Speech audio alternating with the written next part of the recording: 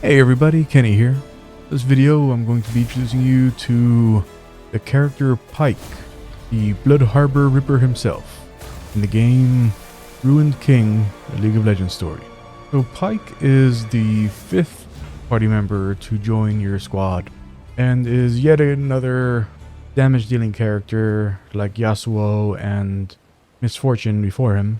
However, Pyke's kit is quite a bit more geared towards inflicting status ailments, which you can do quite effectively, and is even able to hide himself in combat so that he cannot be targeted directly, but will still be able to take damage from area skills the same way that any enemy that is in stealth will still be susceptible to area attacks even in a concealed state. While out in the field, Pyke is able to separate linked units from each other so that you can begin an encounter that will not be a multi-stage encounter, which at first I didn't think would be something I would want to do in this game. However, in the area where he first becomes available to you, you encounter some pretty nasty status effects that you definitely don't want carrying over into a second encounter, which makes this actually a very useful ability to have. His other dungeon ability allows him to slink through drains so that he can get to items that the other characters can't get to, similar to how Braum is able to use his poros to crawl through little vents. Pyke is able to jump into kind of sewer grates and access items and other things that way. Mechanically, he actually is far stronger than the other two units, the other two damage dealing units, to the point where I understand why they made him the last of them to join your party, while at the same time I feel that they kind of gave him too much, if that makes sense. With Yasuo and Misfortune, you kind of feel like you have to focus on damage along with other things. Like with Yasuo, you want him to have his damage and his crit along with any other survival things you might want him to have.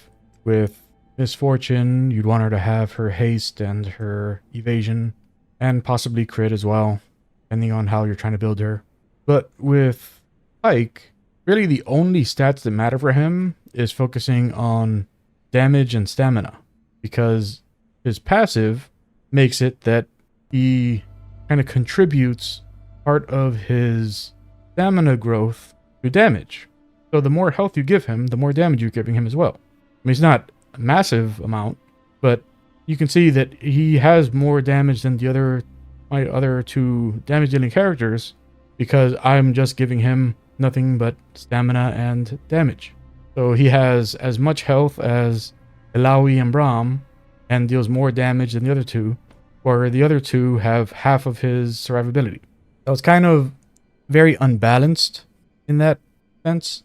And also, I'm not a fan of the way they did this character. And when I say that, I don't mean the character himself. I mean that in Battle Chasers Night War, the character Red Monica, I've mentioned previously that it's clear that the character Misfortune was selected because they could easily translate a lot of the model animations that they had for Red Monica into this game, reduce the amount of extra work they would have to do for rigging up a new character. However, it seems that they took Red Monica and they took all of her abilities and they split her into two characters, and those two characters are Misfortune and Pyke. And Pyke has all of the most devastating parts of Red Monica's kit, whereas Misfortune has kind of the evasion tank parts of Red Monica's kit. I mean, they're both still good. It's just that they kind of gave Pyke all of Red Monica's best stuff, and by doing it that way, where they took one character and split it into two, for anyone who played Battle Chasers Night War, it kind of feels like the devs cheaped out in like their character selection. Instead of having like the most powerful characters possible, you kind of feels like you have reduced characters with reduced effectiveness So Yasuo doesn't feel as powerful as Garrison. Misfortune doesn't feel as powerful as Red Monica. Braum definitely doesn't feel as powerful as Gully. I would say that the only characters that feel kind of either on par or more powerful than their Battle Chasers counterparts, I would say like Ilaoi feels like a more solid character than Calibretto, and Pyke feels like feels like the best parts of Red Monica, which is strange because there's only one character left, and I haven't encountered her yet. But if everyone else has been some flavor of one of the Battle Chasers characters, then that means that two of the characters from Battle Chasers are going to be folded into the last character. And I'm not sure how that's going to work, because those are two very different characters. But anyway, the character Pyke is definitely the character to go with when it comes to your damage dealing needs. I mean, honestly, I can't even... I can't mince words here. It's... I mean, like, if your flavor is you want to go with Yasuo because you like having a swordsman, if you want to go with Misfortune because you like having a character with guns, then, you know, go with what you like to see. But if your whole thing is you want the character that is the most effective, then you want to go with Pyke. Because Pyke is unquestionably the best of the damage dealing characters. As a matter of fact, and once again, this is another thing that I don't understand why they gave him this, because it completely unbalances the entire damage dealer kind of dynamic. Pyke is the only one of those the characters, at least with access to the first two tiers of their abilities, their ability upgrades.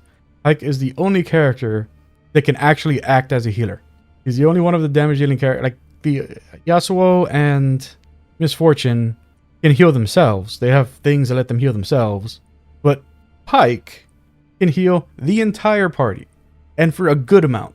That gets weird. You can have him start off an encounter, do his instant ability to attack and possibly conceal himself just by attacking, just like Red Monica could in Battleship's Night War. Then open up real hard in the following round with one of his overcharge consuming abilities. So you can pretty much guarantee that he's going to be one-shotting enemies left and right.